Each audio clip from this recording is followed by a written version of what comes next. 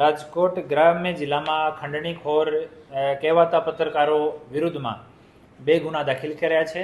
એવા ખંડણીખોરો વિરુદ્ધમાં ગુના દાખલ કરવા માટે રાજકોટ રેન્જના ડીઆઈજી શ્રી નિલિપ્તરાય સાહેબનો સ્પષ્ટ સૂચના છે। આ સૂચના અંતર્ગતમાં જેતપુર ઉદ્યોગનગર પોલીસ સ્ટેશનમાં પહેલી એફઆઈઆર જે દાખલ કરવામાં આવી છે આમાં ફરિયાદી નવીનચંદ્ર નારણભાઈ ડોબરિયા છે।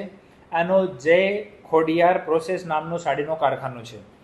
થોડા દિવસ પહેલાં ત્યાં 2 માણસો આ પ્રોસેસિંગ હાઉસની નજીકમાં આવ્યા, જેમાં એકનું નામ અજયભાઈ જાદવ છે, બીજાનું નામ વિજય વર્મા છે। આ અજયભાઈ જાદવ જે છે આ ત્યાં એક local social media news channel ચલાવે છે અને વિજય વર્માની ઓળખ આ જીપીસીબીના અધિકારી તરીકે આપી અને આમ કરીને એ અરજદારને 1 લાખ રૂપિયા આપવા માટે કે ખંડણી ના આપો નહીં, તમારી અહીંયા કમ્પ્લેન કરીશ, જીપીસીબીના અધિકારી તરીકે તમારા ઉપર એટલો હું દંડ કરીશ, ગુનો દાખલ કરી દઈશ, તમારો કારખાનો બંધ કરાવી દઈશ, એવી ધમકીઓ આપીને પછી આ ધાક ધમકી આપીને 30,000 રૂપિયા આનાથી કઢાઈ લીધેલ। અને પછી આ શરૂઆતમાં જો અરજદાર છે એને ખબર જ નથી પડી કે એ લોકો જીપીસીબીના છે કે બીજા લોકો છે, એવો ભી ગયો। પછી જ્યારે જૂનાગઢમાં 2 દિવસ પહેલાં આ પત્રકારો વિરુદ્ધમાં ગુના દાખલ થયા, એના ફોટો વિડીયો એ જોયા તો એની હિંમત થઈ અને આવીને આ ગુનો દાખલ કરાવ્યો।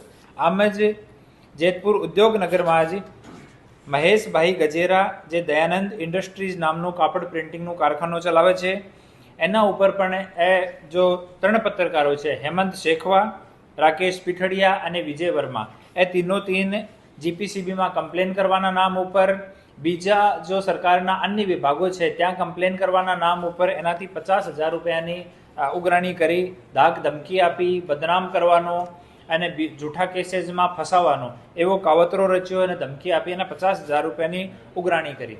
આ બંને 2 એફઆઈઆર જેતપુર ઉદ્યોગનગર પોલીસ સ્ટેશનમાં દાખલ થઈ છે, જેમાં એકમાં વિજય વર્મા અને અજય જાદવ પત્રકાર એ બંને છે, બીજામાં હેમંત શેખવા, રાકેશ પીઠડિયા અને વિજય વર્મા એ 3 આમાં આરોપી છે, 1 એફઆઈઆરમાં આરોપી છે।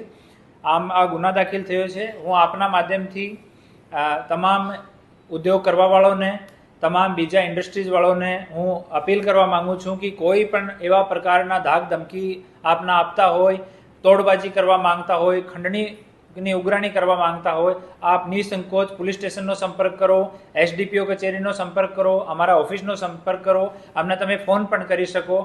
અમે નિશ્ચિત રૂપથી આ લોકો વિરુદ્ધમાં કડકથી કડક કાર્યવાહી કરવાના છીએ। હા, આ ટોળકી વિરુદ્ધમાં જૂનાગઢમાં પણ ગુનો દાખલ થયો છે। અમે જૂનાગઢની પોલીસના પણ સતત સંપર્કમાં છીએ અને બીજી જગ્યા પણ કોઈ જેતપુર સિવાયના પણ કોઈ બીજી જગ્યા આ ટોળકીએ કોઈ બીજી ટોળકીએ જે એવો એક્સટોર્શનનો કાર્ય કર્યો હોય તો આપ પોલીસ સ્ટેશનમાં જાણ કરો, એના વિરુદ્ધમાં તુરંત કડકથી કડક કાર્યવાહી કરવામાં આવશે।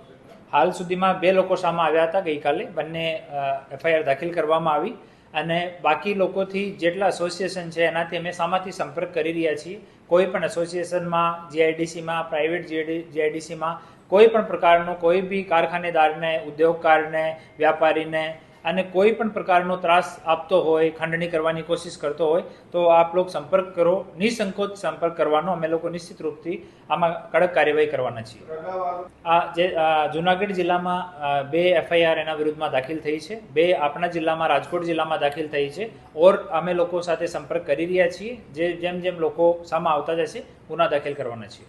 આ જો આરોપી છે આમાંથી 3 આરોપીઓની ધરપકડ જૂનાગઢમાં થઈ છે। 3 આરોપીઓ આપણા કેસમાં પણ વોન્ટેડ છે।